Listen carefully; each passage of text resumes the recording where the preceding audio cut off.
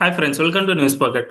ప్రస్తుతం లదాఖ్లో భారీ ఎత్తున హింసాత్మక నిరసనలకు దారి తీసింది. అక్కడ అసెంబ్లీ అంటే అటానమీ స్టేట్ కావాలనే నిరసనలు ఏకంగా హింసాత్మకంగా ఫర్ ఈక్వల్ నేపాల్లో ఎలాగైతే పార్లమెంట్ పై అటాక్ చేసిందో అదే విధంగా లదాఖ్లో సైతం బీజేపీ ఆఫీస్, అక్కడ అసెంబ్లీ లేదు కాబట్టి బీజేపీ ఆఫీస్ను టార్గెట్ చేసుకుని మోదీకి సవాల్ విసిరినట్లు ఈ నిరసనలు జరిగినట్లే తెలుస్తుంది. అంతేకాకుండా ఈ నిరసనలు సరిగ్గా జెన్జీ ప్రొటెస్ట్ కు చాలా సారూప్యతలు ఉన్నట్లు కూడా స్పష్టంగా అర్థమవుతుంది. వీటి గురించి పూర్తి సమాచారం ప్రస్తుతం మన ముందు ఉన్నారు రాజకీయ విశ్లేషకులు మురళీ మనోహర్ గారు. వారిని అడిగే అన్ని వివరాలు తెలుసుకుందాం. నమస్తే సార్. నమస్తే హరి. సార్, ప్రస్తుతం లదాఖ్ లో జరిగిన నిరసనలను మనం ఎలా చూడాలి? ఇది ఆ, అసలు ఊహించని ఒక సంఘటన. ఎందుకంటే లడ్డాక్ అంటే బౌద్ధులకు నిలయం అది. కనుక అవును. పీస్ లవింగ్ పీపుల్ బౌద్ధులు అంటేనే అహింస వాళ్ళ అవును. యొక్క ఇది అన్నట్టు. హింసకు దూరంగా ఉండే వాళ్ళు మొదటి వ్యక్తులు ఎవరు అంటే ఈ భూమి మీద బౌద్ధులు. అలాంటి బౌద్ధిజం ఉన్న దగ్గర ఇంత వైలెన్స్ ఎట్లొచ్చింది అని ఎవరైనా అడుగుతారు. ఒకసారి ఉలికిపడ్డది. యాజ్ ఎ నేషన్ మనం ఉలికిపడ్డాం. ఎప్పుడు అట్లా లేదు. ఈ మధ్యన నేపాల్లో జరిగిన హింస చూసే నేపాల్ కూడా అంతే చాలా ప్రశాంతమైనటువంటి దేశం. అసలు హిమాలయన్ రేంజెస్ అన్ని కూడా అంతే. ఎందుకంటే శివుడు తపస్సు చేసిన హిమాలయాలు అవి కనుక తపస్సులు ఉండే ప్లేసెస్ అవి. అవన్నీ అవును. పీస్ కు పెట్టింది పేరు అన్నట్టు. కనుక ప్రకృతి కూడా చాలా ప్రశాంతంగా ఉంటుంది అక్కడ. అటువంటి మంచు కొండల మధ్యలో ఉండే ప్రాంతాలు ఇవన్నీ కూడా. జమ్మూ కాశ్మీర్ ఉడికిపోతున్నటువంటి ఇన్నేళ్లుగా ఉడికిపోయింది. తీవ్రవాదంకి బలైపోయింది. ఉగ్రవాదానికి ఆ పెట్టింది పేరు. కనుక స్వాతంత్రం వచ్చాక మనము అంటే ఏమంటాం, బట్టలు కూడా ఆరలేదు ఇంకా. అంటే తడి ఉన్నప్పుడే యుద్ధం అవును. జరిగింది మన పైన. మొదటి యుద్ధం అది 47లో స్వాతంత్రం వచ్చాక. అక్కడంతా పీస్ ఆఫ్ ల్యాండ్ తీసుకెళ్లారు పాకిస్తాన్. ఇవన్నీ మన అనుభవాలు ఉన్నాయి. అప్పటి నుంచి మొదలైతే మొన్నటి వరకు, ఎప్పుడు 2019 ఆగస్టు వరకు కూడా ఈ ఈ లొల్లి ఉండే. కనుక ఎన్ని రోజుల ప్రజల కోరిక ఇది. తీసేయండిరా బాబు ఆ 370 ఆర్టికల్. ఎందుకు అంత ప్రత్యేకంగా వాళ్ళని చూస్తారు? కేంద్రం యొక్క అధికారాలు లేవు అక్కడ. ప్రత్యేకమైన జెండా, ప్రత్యేకమైనటువంటి రాజ్యాంగము, ప్రత్యేకమైన ముఖ్యం ప్రధానమంత్రి వాళ్ళకు. ఏంటి ఇది అసలు? దేశంలో ఒక భాగమా జమ్మూ కాశ్మీర్? మనకే అనుమానం వచ్చేది, మనదా కాదా అని చెప్పేసి. అవును. వంకర టింకర కూడా కొందరు మాట్లాడేవాళ్ళు. అలాంటి జమ్మూ కాశ్మీర్ సమస్యను ఒక శాశ్వత పరిష్కారం చేసుకున్నాం మనం 2019లో. ఎంత ఆనందంగా ఉన్నాం. పైగా ఇన్నేళ్లుగా ఇంత గొడవ జరుగుతున్న జమ్మూలో కాశ్మీర్లో వాళ్ళు కాస్త దూరంగా ఉండి అదే ప్రాంతం జమ్మూ కాశ్మీర్లో ఒక భాగము లడ్డాక్ కదా. లడ్డాక్ కానీ లడ్డాక్ ప్రజలు ఏమన్నారంటే మా పట్ల వివక్ష. ఈ జమ్మూ కాశ్మీర్ ఎప్పుడైనా ఆడ ముస్లిం ముఖ్యమంత్రి ఉన్నాడు. ఇంకొక బాగా మెజారిటీ ఉన్నప్పటికీ కూడా కొద్దిగా తక్కువ ఉన్నందుకు హిందువులు అక్కడ ఎన్నడూ జమ్మూ ప్రాంతం వాళ్ళకు ముఖ్యమంత్రులు కాలేదు. అలాంటి జమ్ముకే దిక్కు లేదు. ఇక లడ్డాక్ ఎవరు దిక్కు? లడ్డాక్ వాళ్ళు ఎవరు ముఖ్యమంత్రులు కాదు. అవును. కనుక అసెంబ్లీ పాస్ చేసిన బడ్జెట్ తోనే బతకాలి ఇన్ని రోజులు లడ్డాక్. అలాంటి లడ్డాక్ వాళ్ళ డిమాండ్ ఏదన్నా ఉంది అంటే ఏంటి అంటే, మాకెందుకు ఈ గొడవ? ఈ జమ్మూ కాశ్మీర్ తో మమ్మల్ని ఎందుకు ఇది చేస్తారు? మమ్మల్ని విడగొట్టండి, మాకు యూనియన్ టెరిటరీ ఇవ్వండి, కనుక కేంద్ర పాలిత ప్రాంతంగా ఉండండి. ఇన్ని ఉన్నాయి కదా. డామన్ అండమాన్ నికోబార్ దీవులు, లేకపోతే ఎన్ని ఉన్నాయి అసలు. కనుక ఇన్ని ఈవెన్ అదేంటి హర్యానాలో కూడా చండీగఢ్ కూడా యూనియన్ టెరిటరీ కదా. కనుక మాకు కూడా యూనియన్ టెరిటరీ స్టేటస్ ఇవ్వండి, మా బ్రతికేదో మేము బ్రతుకుతాం హాయిగా, ఈ తీవ్రవాదం ఉగ్రవాదం మాకు పడదు అని వాళ్ళ డిమాండ్ అది. సో ఆ 370 తొలగించాక అత్యధికంగా పండుగలు చేసుకున్నది లడ్డాక్ లో ప్రజలు, బౌద్ధులందరూ కూడా ఆ, ఇది చేసుకున్నారు. అలాంటిది ఇప్పుడు సడన్ గా ఏంటిది అనేది, కోరిక నెరవేరింది కదా. అదే. ఇంత జలక్ ఎందుకు వచ్చింది అనేది ఇప్పుడు. సో ఇప్పుడు మనందరికి ఈ ఇదేంటి ఆ వాయిలెన్స్ జరిగాక చూస్తే, సరే దీని వెనకాల ఏదో ఉంది. స్టోరీస్ తర్వాత స్టోరీస్ వస్తా ఉన్నాయి సార్, యాక్చువల్లీ తప్పకుండా. ఉమ్, సార్, ఇప్పుడు లదాఖ్ లో మీరు అన్నట్టుగా బౌద్ధులు చాలా పీస్ఫుల్ ప్రాంతం అది. నాకు తెలిసి మన దేశానికి స్వతంత్రం వచ్చిన తర్వాత ఇంత పెద్ద నిరసనలు లదాఖ్ లో ఎప్పుడు జరగలేదు. జనరల్ గా చిన్న చిన్న ప్రొటెస్ట్లు అవి ఇవి జరుగుతుంటాయి, కానీ హింసాయుత నిరసనలు ఎప్పుడు జరగలేదు. అంటే జమ్మూ కాశ్మీర్లో అంత అట్టుడికిపోతున్నా కూడా లదాఖ్ అనేది చాలా పీస్ఫుల్గా ఉంది సార్. అలాంటి ప్రాంతంలో ఇంత పెద్ద హింసాత్మక నిరసనలు జరగడం వెనుక ఈ డీప్ స్టేట్కు సంబంధించిన మూలాలు బయటపడుతూ ఉన్నాయి. సోనం వాంగ్చుక్ డైరెక్ట్గానే డీప్ స్టేట్కు సంబంధించిన వ్యక్తి అనేది తెలుస్తుంది సార్. దీని గురించి అంటే సోనం వాంగ్చుక్ ప్రమేయం అండ్ డీప్ స్టేట్ ఏ విధంగా దీంట్లో లింకప్ అయింది అనే విషయం ఒక్కసారి ఎక్స్ప్లెయిన్ చేస్తారా సార్? హరి, ఇది నో డౌట్ ఇది ఆ, అది డీప్ స్టేట్ అంటాం కదా, డీప్ స్టేట్ ఇన్వాల్వ్మెంట్ ఉంది దీంట్లో. దీంట్లో ప్రధానంగా మనం అందరము వింటున్నటువంటి పేరు అది ఏంటి, సోనం ఆ, వాంగ్చుక్. ఉన్నాడు కదా, వాంగ్చుక్.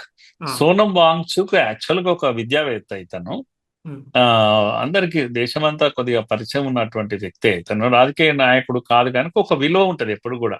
ఆ, ఉమ్, విద్యావేత్తలకు ఆ విలువ ఉంటది. కాకపోతే ఈయనకున్న ఒక డర్టీ హ్యాబిట్ ఏంటంటే, ఎప్పుడెప్పుడైతే ఆ తనని ఎవరైనా ప్రశ్నిస్తే ఇక వెంటనే ఏం చేస్తారంటే ఒక ఉద్యమాన్ని నిర్మాణం చేస్తారు. గతంలో ఈయన స్టోరీ అంతా ఇలాగే ఉంది. ఏది ఉన్నప్పటికీ కూడా ఇటువంటి వాయిలెన్స్ ను అతను ఎన్నడూ కూడా ఆ, చేయలేదు. ఉద్యమాలు చేశాడు సుదీర్ఘ కాలము, వారం రోజులు, 3 రోజులు, 4 రోజులు దీక్షలు ఇలాంటివన్నీ చేశాడు, కానీ వాయిలెన్స్ వైపు ఎన్నడూ వెళ్ళలేదు. కాకపోతే ఈయన బ్యాక్గ్రౌండ్ మనకు తెలియాలి ఏంటంటే, very closest friend of Mohammad Yunus, ఇది ఎగ్జాక్ట్లీ. బంగ్లాదేశ్. అవును సార్. తర్వాత ఆ, ఇతనికి కొన్ని అనుమానాస్పదమైనటువంటి ఇవి ఉన్నాయి. జార్జ్ సోరోస్, ఈ రిలేషన్స్ అన్నీ ఉన్నాయి కనుక. ఆ, నువ్వు అన్నావు ఇంతకు మొదలు తీస్తా సితల్వాద్, ఆ పింక్ అటువంటి ఫౌండేషన్. ఎస్ ఫౌండేషన్ తో కూడా ఇతనికి సంబంధాలు ఉన్నాయి కనుక ఇవి ఆయన ఓ రకంగా చెప్పాలంటే ఆయన పైన ఉన్నటువంటి అనుమానాలు. సార్ ఇప్పుడు తర్వాత రీసెంట్ ఆ, గా అంటే ఈ నిరసనల తర్వాత మన సిబిఐ దీనిపై ఎంక్వైరీ స్టార్ట్ చేసింది సార్. సిబిఐ అండ్ ఈడీ రెండు ఎంక్వైరీ స్టార్ట్ చేశాయి. ఫస్ట్ ఏమిటంటే ఎఫ్సిఆర్ఏ లైసెన్సులను ఉల్లంఘించి లదాఖ్లో కొన్ని విద్యా అంటే చదువు చెప్పే ఇన్స్టిట్యూషన్లకు విదేశీ ఫండింగ్ ను తెచ్చుకున్నారు. ఇందులో సోనం వాంగ్చుక్ కీలకంగా పనిచేశాడు అనేది ఒకటి ఉంది సార్. ఇంకొకటి ఈడీ ఏమని ప్రోబ్ చేస్తుంది అంటే ఈ ఈ నిరసనల్లో విదేశాల నుంచి అంటే ఈ డీప్ స్టేట్ కు సంబంధించిన కొన్ని ఫౌండేషన్లు ఉంటాయి కదా, వాటి నుంచి ఏమైనా నిధులు వచ్చాయా అనే విషయంపై కూడా దర్యాప్తు స్టార్ట్ చేశాయి సార్. అది నిజం. అది ఆ, అసలు నిజంగా అయితే ఒక రకంగా ప్రభుత్వాలు, ముఖ్యంగా కేంద్రం కూడా ఆయన పట్ల ఒక మెతక వైఖరి అవలంబించింది. ఆ, ఎప్పుడు కూడా అతన్ని డిస్టర్బ్ చేయాలి, అరెస్టులు చేయాలి, లోపలేయాలి అనేటువంటి ప్రయత్నం. కానీ చాలా ఆరోపణలు ఆయన మీద ఉన్నాయి. ఇంతకుముందు చెప్పినట్టుగా విదేశీ సంబంధాలు ఉన్నాయి. జార్జ్ సోరోస్ లాంటి వీళ్ళతో కూడా, అమెరికాతో కూడా ఆయనకు సంబంధాలు ఉన్నాయి. చైనా ఏజెంట్ అని కూడా అంటారు మళ్ళా. సో ఉమ్, ఈ దానికి ఆధారాలు కూడా ఉన్నాయి, ఊరికే అనడం ఏం కాదు. అన్నిటికన్నా ముఖ్యం ఏంటంటే ఇతని ఎడ్యుకేషన్ ఇన్స్టిట్యూషన్స్ నడిపిస్తాడు. కొంచెం విద్యావేత్తగా పేరుంది. ఆ పేరు ఉన్నందుకే గమ్మత్ ఏంటంటే local government, Ladakh local government ఏం చేసింది అంటే ఇతనికి ఆ ల్యాండ్ సేకరించి ఇచ్చింది. సుమారుగా 135 ఎకరాల ల్యాండ్ లోకల్ ప్రజలు డొనేట్ చేశారు. గమ్మత్ ఏంటంటే ఓకే. ఇది ఇచ్చి యూనివర్సిటీ పెట్టండి, మన ప్రాంతానికి, లద్దాఖ్ ప్రాంతానికి ఒక యూనివర్సిటీని మనం నిర్మాణం చేసుకుందామని ఈయనకి ఇస్తే కేంద్రం కూడా సహకరించింది. అందులో చాలా పెద్ద ఎత్తున డబ్బులు కూడా వచ్చాయి. ఆ లద్దాఖ్ అడ్మినిస్ట్రేషనే కొద్దిగా హెల్ప్ చేసింది ఇతను. అంటే మనము రీజనల్ డెవలప్మెంట్, హిల్ డెవలప్మెంట్ ఇవి ఉన్నాయి కదా, కౌన్సిల్ ఉంది కదా, ఆ, అక్కడ ఉంది. ఆ విధంగా అది వాళ్ళు సహకరించారు, ప్రజలు సహకరించారు ముఖ్యంగా.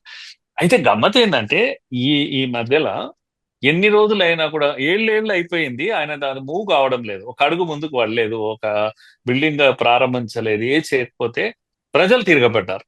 ఓకే. ఒరే నీ ల్యాండ్ ఇంతంత ఇచ్చాను మీకు, ఏం ఆ, చేస్తున్నావు నువ్వు, మా ల్యాండ్ మాకు ఇవ్వండి అని ఒక డిమాండ్ వచ్చింది. అప్పుడు కేంద్రం కూడా ఇన్వాల్వ్ అయిపోయి ఈ మొత్తం ల్యాండ్ నువ్వు లాగేసుకున్నది, అతనితోటి ఉమ్, తీసేసుకొని ప్రజలకి ఇచ్చేసింది. ప్రజల ఓకే. ల్యాండ్ ప్రజలకి ఇచ్చింది. అదే. ఇది అసలైనటువంటి మంట అతనికి. ఆహా. అతనికి ఎక్కడ ప్రారంభమైంది కేంద్రం పైన అంటే, నాకు ఇచ్చిన ల్యాండ్ మీరు లాగేసుకుంటారా అని. ఉమ్, సో ఇతను ఇప్పుడు చెప్తే కదా, ఎప్పుడైనా అసంతృప్తి చెందితే ఆయనను ప్రశ్నిస్తే ఆయన కోపం వస్తుంది. ఆ, ప్రజలు ప్రశ్నించారు, కేంద్రం కూడా కాదు. అదే. అయితే ఆ, ఈయన కొన్ని డిమాండ్స్ కూడా మొదలు పెట్టాడు. ఇంకా యుద్ధం మొదలు పెట్టాడు. ప్రజలను మంచి పేరుంది కనుక ప్రజలు మొబిలైజ్ చేస్తా అనుకున్నాడు. చాలా మంది ప్రజలు అతన్ని తిరస్కరించడం ప్రారంభించారు. అది కూడా ఫ్రస్ట్రేషన్ మొదలైంది.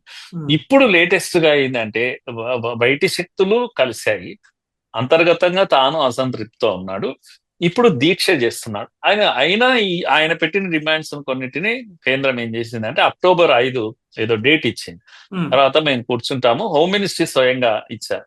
మేము will come to you and will SIT together అని డేట్ ఇస్తే నో అని దీక్ష కూర్చొని ఏమన్నారంటే డేట్ ను అడ్వాన్స్ చేయాలని ఒక డిమాండ్. అది ఇది ఎట్లా ఉంటుందంటే అదే. లొంగే కొద్దికి ఇంకా ఇంకా లొంగదీయడం అని ఎక్కువ. అంటాం కదా. అంటే అవును. కేంద్రంలో అంటే ఒక పెద్ద దీన్ని వాళ్ళకేం పని ఉండదా, అప్పటికి అదే. రేపు 26 ఏమో ఈ డేట్ ఇస్తే ఆ, ఈ డేట్ కూడా యాక్సెప్ట్ చేయకుండా ఆయన వారం రోజుల నుంచి దీక్షలో ఉన్నటువంటి విషయం మనకు తెలుసు. ఈ దీక్ష విషయం మనం ఒకసారి చూద్దాము. ఏమంటున్నాడు? 4 డిమాండ్లు పెట్టాడు ఈయన ఓకే. ఈ దీక్షలో. ఏదైనా డిమాండ్స్ ఉంటాయి దీక్ష అవును. కూర్చున్నప్పుడు. లద్దాఖ్ ను యూనియన్ టెరిటరీ కాదు మాకు కావాల్సింది. యూనియన్ టెరిటరీ వల్ల వచ్చేది లేదు, పోయేది లేదు. మాకు ఏ హక్కులు ఉండవు. మాకు స్టేట్ హుడ్ ఇవ్వాలి. ఉమ్, రాష్ట్రంగా ఉంది. ఇప్పుడు విడగొట్టాక ఏం చేశారంటే 370 పోయాక కేంద్రం ఏం చేసింది? జమ్మూ కాశ్మీర్ ను ఒక యూనిట్ గా, లద్దాఖ్ ను ఒక యూనిట్ గా పెట్టి జమ్మూ ఓకే. కాశ్మీర్ కు ఆల్రెడీ అసెంబ్లీ ఉంది అసెంబ్లీ జమ్మూ ఉంది. కాశ్మీర్ కు. కనుక రేపు ఎన్నికలు జరిగితే అది స్టేట్ హుడ్ వచ్చేస్తుంది. కనుక ఇప్పటికే ఎన్నికలు జరిగాయి. సరే, స్టేట్ హుడ్ అనౌన్స్ చేయాలి. ఇప్పుడు ఇంకా కేంద్రం కూడా దాని సపోర్ట్ తోటే ఇప్పుడు రాష్ట్ర ప్రభుత్వం నడుస్తుంది. పూర్తి లిబరేట్ కాలేదు. ఉమ్, అవన్నీ కూడా అయిపోతాయి. కానీ లద్దాఖ్ ఏంటంటే లద్దాఖ్ యూనియన్ టెరిటరీగా ఉంది. మాకు లెఫ్టినెంట్ కింద ఉంటుంది. లెఫ్టినెంట్ రూల్ అని అంటాం. అవును. కనుక మాకు ఇట్లొద్దు, మాకు స్టేట్ హుడ్ కావాలని అంటాడు. ఒకటి ఫస్ట్ డిమాండ్. రెండవది దీన్ని 6th షెడ్యూల్లో పెట్టాలి అని అన్నాడు. మా స్టేట్ ను 6th షెడ్యూల్లో పెట్టాలి అని. మూడో demand separate public service commission కావాలి. ఎట్లయితే మనకు టీఎస్పీఎస్సీ ఉంటుందో అవును. ఎంప్లాయ్మెంట్స్ రిక్రూట్మెంట్ కొరకు ఉద్యోగాలు ఇవ్వడానికి మాకు సర్వీస్ ఇది కావాలి, పబ్లిక్ సర్వీస్ కావాలి అని. నాలుగవది మాకు ఒక్కటే పార్లమెంట్ సీట్ ఉంది, మాకు 2 పార్లమెంట్ సీట్లు కావాలి. ఉమ్, సో ఈ నాలుగిట్లో కేంద్రం ఇప్పటికే పరిశీలించింది డిమాండ్స్ అన్ని చూస్తే స్టేట్ హుడ్ ఇవ్వడానికి వీలు కాదు అని ఓకే. చెప్పేసింది. ఓకే. 6th షెడ్యూల్ చేయడం కూడా అసలే వీలు కాదు. ఈ ఓకే. 2 మా వల్ల కాదు. సపరేట్ పబ్లిక్ సర్వీస్ కమిషన్ ఇది జినైన్ డిమాండ్. మేము ఏర్పాటు చేస్తాం. ఓకే. అక్కడికి ఎక్కడికి వాళ్ళ లోకల్స్ నిరుద్యోగ సమస్య అంటే ఉద్యోగాలు రిక్రూట్ చేయాలి, లోకల్స్ చేసుకునే అవకాశం ఉంటుంది కనుక మేము చేసేస్తాం. దాంట్లో ఏం ప్రాబ్లం లేదు. ఓకే. 2 పార్లమెంట్ సీట్స్ గురించి కూడా తప్పకుండా పాజిటివ్ గానే ఆ, మేము స్పందిస్తాం. ఇంత బాగా నాలుగిట్లో 2 ఓకే చేశారు. అవును. 2 గట్టిగా చేయలేము అని చెప్పారు. ఇది అవును. 5 ఏళ్లుగా రెచ్చగొడుతున్నాడు అతను ప్రజలను. ఇప్పుడు ఏం కొత్తగా ఏం కాదు. అయితే దీంట్లో మనకు అర్థం కావాల్సిన మొదటి విషయం ఏంటంటే స్టేట్ హుడ్ ఇవ్వడం అనేది దుర్లభం, అసాధ్యం.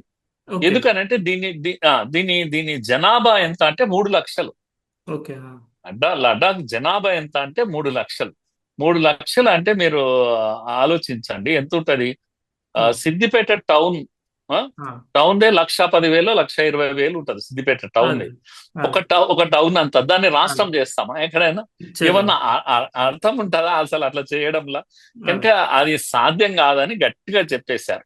ఉమ్, జనాభా ఇప్పుడు మన ఒక హైదరాబాద్ జనాభా 5. 1.13 అనుకుంటాను క్రోర్స్. ఆ, 1,13,00,000 ఇంకా ఎక్కువ ఉంటుంది. అదే. ఒక్క మల్కాజ్గిరి పార్లమెంటు ఆ, చాలు ఇటువంటి 10 స్టేట్లు అవుతాయి రైట్. కదా. అదే. 10 స్టేట్లను చేయాలి ఇప్పుడు ఆ, మల్కాజ్గిరి.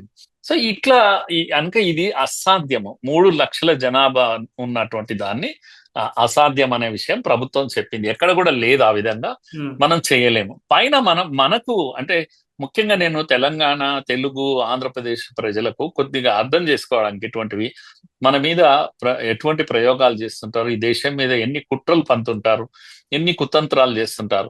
అయినా సరే ఇంత తప్పుడు చర్య అయినా సరే దీన్ని సమర్థించే వాళ్ళు ఎవరు అనేది కొద్దిగా ప్రజలకు అర్థం కావడానికి నేను ఈ విషయం చెప్తున్నా.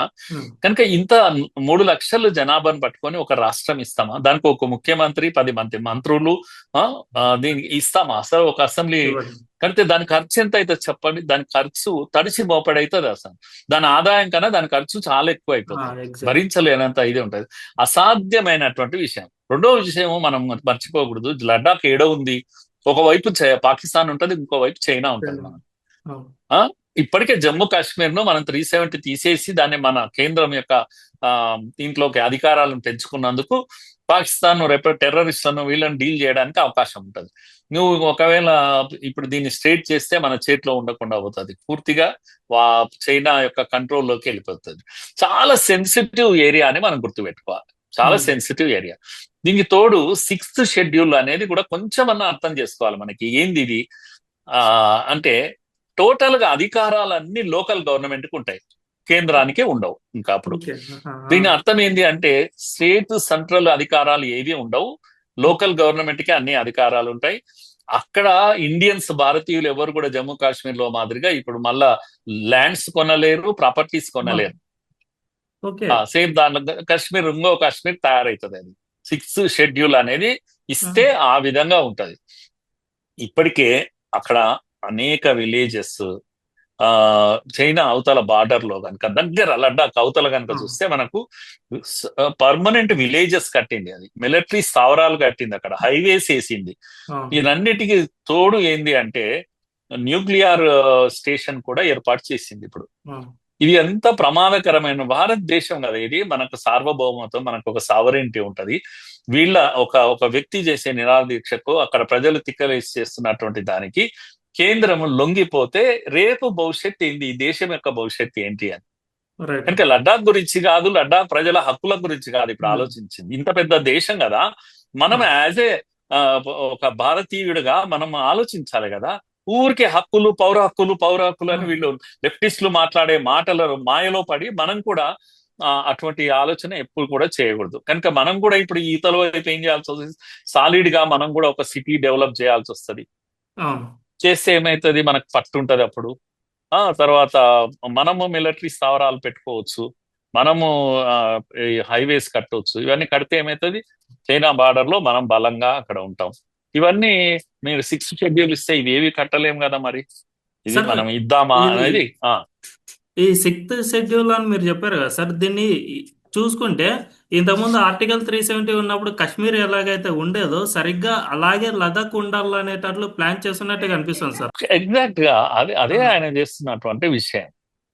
అందుకే ఇప్పుడు ఈయనకు రెచ్చగొట్టిందంత ఏంది, ల్యాండ్ లాక్కోవడం. ప్రజలు తీసుకున్నారు, ప్రభుత్వం తీసుకోలేదు. 40 ఏళ్లకు కావాల్సినంత ల్యాండ్ లీజ్కి ఇచ్చారు అసలు. అలాంటి ల్యాండ్ తీసుకోవడంతో ఆయన కోపం వచ్చి ఇవన్నీ పిచ్చి పనులన్నీ చేస్తున్నాడు. ఇప్పుడు ఈ దీక్షకు కూర్చున్న దాంట్లో ఇతనితో పాటు ఒక 2 కూర్చున్నారు. వాళ్ళ పరిస్థితి బాగలేదు. ఒక వృద్ధురాలు ఉంది, లేడీ ఉంది, ఆమె పరిస్థితి బాగాలేదు. అది చూసి కూడా కొంతమంది ప్రజలు ఎక్సెస్ గా రియాక్ట్ అయ్యారు. అది ఆ దృష్టితో గాని ఈయన యొక్క మాటలు నమ్మి కాదు. అది మనం గుర్తుపెట్టుకోవాల్సిన విషయం. రెండవది ఏంటంటే ఒక కాంగ్రెస్ కార్పొరేటర్ కౌన్సిలర్, మీరు కనుక వీడియోలు చూస్తే తెలిసిపోతాడు. అతని పేరు చిరంజీవి సపాంగ్ అని కౌన్సిలర్. అతను కాంగ్రెస్ విపరీతంగా రెచ్చగొడుతున్నాడు. వాయిలెన్స్ అంతా అతనే క్రికెట్ మోటివేట్ చేస్తున్నాడు. రాడ్స్ తెచ్చుకోండి, అవి తెచ్చుకోండి, నోటికి ముఖానికి ముసుగులు వేసుకొని రండి, ఎవరేం చేస్తారో చూద్దాం. ఇలాంటివన్నీ కూడా ఇప్పుడు ఇది కనుక మనం స్టేట్ హుడ్ ఇస్తే, ఇది కనుక మనం 6th షెడ్యూల్ ఇస్తే, రేపు నికోబార్ అండమాన్ కూడా అడుగుతారు, మాకు కూడా ఇవ్వండి, మాకు కూడా స్టేట్ హుడ్ ఇవ్వండి. నికోబార్ ఎంత స్ట్రాటజీకో, ఆర్మీకి ఎంత కీలకమైన ప్రదేశం అండమాన్ నికోబార్. ఇన్నేళ్ల నుంచి డ్యూటీగానే ఉంది కదా అక్కడ. ఇప్పుడు అందరూ అలా అడిగితే మనము ఏంటి, మన సెక్యూరిటీ ఏంది, మన ఇది ఏంది? కనుక ఇవి ప్రజలు అర్థం చేసుకోవాలి, ఈ కుట్రలు కుతంత్రాలు ఎన్ని నడుస్తున్నాయని. దీంట్లో తప్పకుండా అమెరికా హస్తం కూడా ఉంది. అమెరికాకు సరే, ఇప్పుడు అమెరికా హస్తం గురించి మనం ఒక్కసారి క్షుణ్ణంగా నేను కొన్ని పాయింట్స్ రాసుకున్నా సార్, అవి ఎక్స్ప్లెయిన్ చేయడానికి చూసా. ఎగ్జాక్ట్ September 8న నేపాల్లో ఈ జెన్జీ ప్రొటెస్ట్ అనేది September 8న స్టార్ట్ అయింది సార్. 9th and 10th లదాఖ్లో సోనం వాంగ్చుక్ నిరాహార దీక్షకు కూర్చున్నాడు. అంటే జస్ట్ 2 days గ్యాప్లోనే కూర్చున్నాడు సార్. ఇంకొకటి, ఈ అల్లర్లు ఎప్పుడైతే మొదలయ్యాయో లదాఖ్లో, సరిగ్గా ముందు రోజు సాయంత్రం ఈ కాంగ్రెస్ కౌన్సిలర్ ఒక వీడియో రిలీజ్ చేశాడు సార్. మనం ఇంకెన్ని రోజులు ఇలాగే చేద్దాం, యూత్ అంతా రోడ్లపైకి వచ్చేసేయండి, మేము టార్గెట్ చేసేద్దాం, సెంట్రల్ గవర్నమెంట్ ఎందుకు దిగిరాదు అనే విధంగా ఒక వీడియో రిలీజ్ చేశాడు. ఇంకోటి, సెప్టెంబర్ 10న సోనం వాంగ్చుక్ నిరాహార దీక్ష స్టార్ట్ చేసేటప్పుడు ఒక ప్రసంగంలో మాట్లాడాడు సార్. అందులో ప్రజలను రెచ్చగొట్టే విధంగా, గతంలో ఎన్నడూ లేనంతగా రెచ్చగొట్టే విధంగా వ్యాఖ్యానించాడు. దానికి అరవింద్ కేజ్రీవాల్ కూడా మద్దతు తెలిపాడు సార్. యావత్ దేశం అంతా మీ వెంట ఉంటుంది, మీరు పోరాడండి అనే విధంగా మద్దతు తెలిపాడు. సో దీని అంతటినీ చూసుకుంటే పర్ఫెక్ట్గా ప్లాన్ చేసే వీళ్ళు మొత్తం చేసినట్టు కనిపిస్తుంది సార్. అదొక్కసారి ఎక్స్ప్లెయిన్ చేస్తారు. ఆహా, నాకు అనిపిస్తున్నది ఏంటంటే కాంగ్రెస్ ఆ, యొక్క వ్యూహకర్తలు ఈ దేశంలో ప్రజలను ఇప్పుడు నిరుద్యోగ సమస్య ఉంది, ధరల సమస్య ఉంది, లేకపోతే ఆ, ఆకలి సమస్య ఉంది, ఇంకేమైనా సమస్య ఉంది, మీకు లా అండ్ ఆర్డర్ ప్రాబ్లం ఉంది. ఈ అన్నిటిలో ప్రభుత్వాలను నిలదీయాలి మనం. ఏ ఉమ్, ప్రభుత్వం ఉన్నా, అది మోడీ ప్రభుత్వం ఉన్నా, ఇంకే ప్రభుత్వం ఉన్నా, ఉమ్, మన్మోహన్ సింగ్ ప్రభుత్వం ఉన్నా, ఇవి సమస్యలు, ప్రజల సమస్యలు. ఈ సమస్యల పైన పోరాటాలు జరిగినాయి, గతంలో ఉద్యమాలు జరిగినాయి. కానీ ఈరోజు ఈ దేశంలో మీరు చూడండి ఏం జరుగుతుంది. కాంగ్రెస్ ప్రభుత్వం అపోజిషన్ ఒక పార్టీగా ఏం మాట్లాడుతుంది, ఏం చేస్తుంది అంటే రకరకాల అనుమానాలను ప్రజల మధ్యలోకి పెడుతుంది. ఉమ్, విత్తనాలు నాటుతుంది, కరెక్ట్. ప్రజల మెదడులో విత్తనాలు నాటి ఒకసారి ఇవి పేలుతాయి, బాంబులు పేలుతాయి. ఎప్పుడో ఒకసారి అనుమానం వచ్చి ఒకే ఆ, మాట. వాడు ఇప్పుడు అది కథ చెప్తుంటారు కదా, ఎవడు ఆ మేక పట్టుకొని పోతుంటే ఎందుకు ఆ, కుక్క పిల్లని తీసుకుపోతున్నావు అని మళ్ళీ 10 మంది అదే మాట, అడ్డం వచ్చినాడు అదే మాట అంటే చీని అమ్మ ఇది మేక కాదేమో అని వదిలేసిపోతాడు వాడు. వదిలేసి. అలాంటి పరిస్థితి ఈ దేశంలో మన బ్రెయిన్ గేమ్ ఆడుతున్నారు, మన బ్రెయిన్ల పైన. రాహుల్ గాంధీ తన పని అయిపోయింది. నేను ఇన్ని ఓటములు, సుమారుగా 75-80 ఓటములు ఆయన ఆయన ఇదిగా లీడర్షిప్ లో ఓడిపోయింది. కాంగ్రెస్ అనేక రాష్ట్రాల్లో ఓడిపోయింది, కేంద్రంలో ఓడిపోయింది, మూడోసారి రెండవసారి ఓడిపోయింది. ఇప్పుడు ఒక నిస్సహాయ స్థితిలో ఏంటంటే ఇదంతా కాదు, సమస్యలతో మోడీని ఓడించలేదు కనుక ఏం చేయాలి, ఉమ్, కనుక అనుమాన బీజాలు నాటాలి. కనుక ఒక అనార్కీ, ఒక వాయిలెన్స్ దేశంలో క్రియేట్ చేయాలి. అలాంటి జుడిషియరీ మీద అనుమానాలు వ్యక్తం చేయడం, లేకపోతే ఎలక్షన్ కమిషన్ మీద అనుమానాలు వ్యక్తం చేయడం, ఓటింగ్ మిషన్ మీద అనుమానాలు వ్యక్తం చేయడం, ఓట్ చోరీ అది ఏంది అసలు, దాంట్లో ఏమైనా బేస్ ఉందా ఓట్ చోరీ అంటే? మోడీ మోడీ బీజేపీ ప్రభుత్వం ప్రజల ఓట్లను దొంగిలించిందా? ప్రజలందరూ డబ్బాలో వెళ్ళి ఓట్లు వేశారు. ఆ లెక్క పెడితే ఆ గెలిచాడు, తక్కువ మెజారిటీతో గెలిచాడు పైనుంచి. ఈసారి ఉమ్, ఉమ్, తాము కూడా గెలుస్తున్నారు. ఇదే ఇదే ఎలక్షన్స్ లో ఓట్ చోరీ జరుగుతుందన్న ఎలక్షన్స్ లో ఈరోజు మన దగ్గర ఒక ప్రభుత్వం అధికారంలో ఉంది, లేకపోతే కర్ణాటకలో ఉంది, హర్యానాలో, హిమాచల్ ప్రదేశ్ లో ఉంది. ఇన్ని రాష్ట్రాల్లో అధికారంలో ఉన్నారు కదా, మమతా బెనర్జీ కూడా అక్కడ అధికారంలో ఉంది కదా. ఉమ్, మరి అక్కడ ఓట్ చోరీ అయితలేదా? కనుక ప్రజలు ఇది ఆలోచించాలి. ఓట్ చోరీ అనేటువంటి నరేటివ్ ను ప్రజలు సీరియస్ గా ఆలోచించాలి. ఆ వ్యామోహంలో దీనికి తోడు ఏందని అంటే ఈ అనుమానం మధ్యలో ఈ యొక్క ఏమంటాం నిరసన. అమెరికన్ ఫోర్సెస్ వాటికి అన్నిటికీ సహకారం అందిస్తూ ఎప్పుడెప్పుడు ఆయన విదేశాలకు వెళ్ళి వస్తాడో ఇక్కడ ఒక కొత్త నరేటివ్ తయారవుతుంది, ఇక్కడ ఎగ్జాక్ట్లీ. ఒక కొత్త గొడవ తయారవుతుంటది. ఇప్పుడు కొత్త నరేటివ్ ఏంటి అని అంటే ఇగో ఈ ఓట్ చోరీ అనే నరేటివ్ ఇప్పుడు మొదలైంది. దీనికి తోడు ఈ మధ్యలోనే చెప్తూ ఉన్నారు ఈ జంజీ ఉద్యమం ఉమ్, అనేది మన చుట్టూ జరుగుతున్నాయి. నేనేమంటున్నానంటే జంజీ ఉద్యమం కరెక్టే. యంగ్ జనరేషన్ ఎప్పుడు కూడా ప్రశ్నిస్తది, ప్రశ్నించే హక్కు కూడా వాళ్ళకు ఉంటది, దమ్ము ఉంటది వాళ్ళ లోపల. కనుక నేను భారతీయులందరూ యువత, అత్యధికంగా యువత ఉన్న దేశము, తప్పకుండా ప్రశ్నించాలి. మోడీని ఎందుకు ప్రశ్నించొద్దు? కనుక మంచి ప్రశ్నించాలి, చెడును కూడా ప్రశ్నించాలి. కనుక మోడీతో మనకి ఏమైనా సమస్య ఉంది, మోడీ మనకి ఇవి చేయలేదు అని అంటే ప్రశ్నించాలి. ఇప్పుడు జిఎస్టి తెచ్చి ధరలు తగ్గించే పనిలో మోడీ ఉన్నాడు.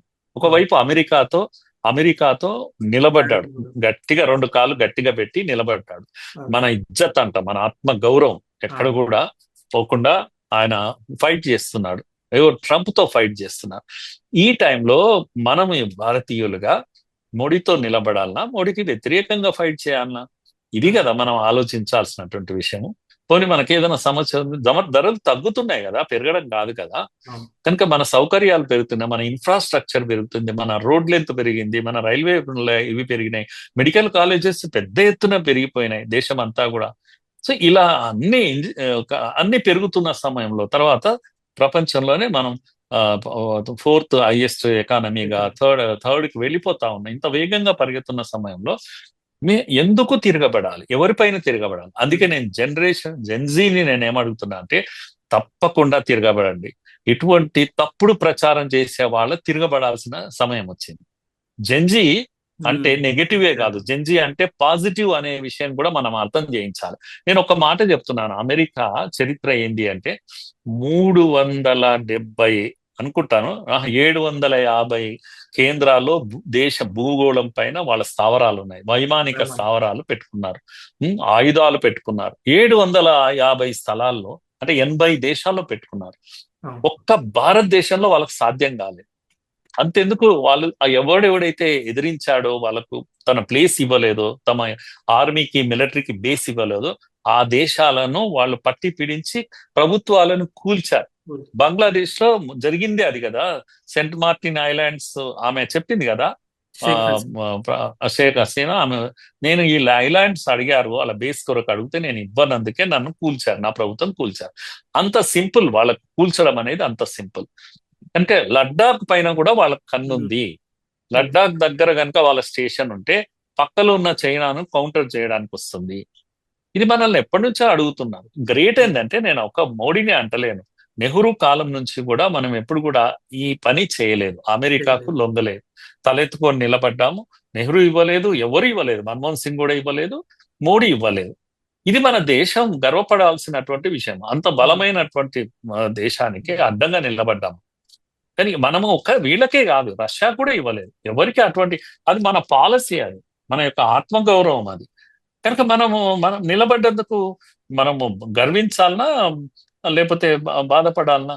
ఇప్పుడు ఈ టైంలో అందరము నిలబడాలి. ఇప్పుడు మోడీ వెంట, ఇప్పుడు మోడీ పైన కూడా ఒత్తిడి. ఇదే లడ్డాక్ లో కనుక వాళ్ళ స్థావరాలు పెడితే మన మన స్ట్రాటజీ, ఉదాహరణకు మొన్న ఇరాన్ పైన సడన్ గా బాంబింగ్ చేసింది అమెరికా కదా. ఒకవైపు ఇజ్రాయెల్ ఫైట్ చేస్తుంటే ఇరాన్ తోటి, అమెరికా ఏం చేసింది, వెంటనే అరే నువ్వు అణుబాంబు ఆపురా బాబు అని వార్నింగ్ ఇచ్చింది.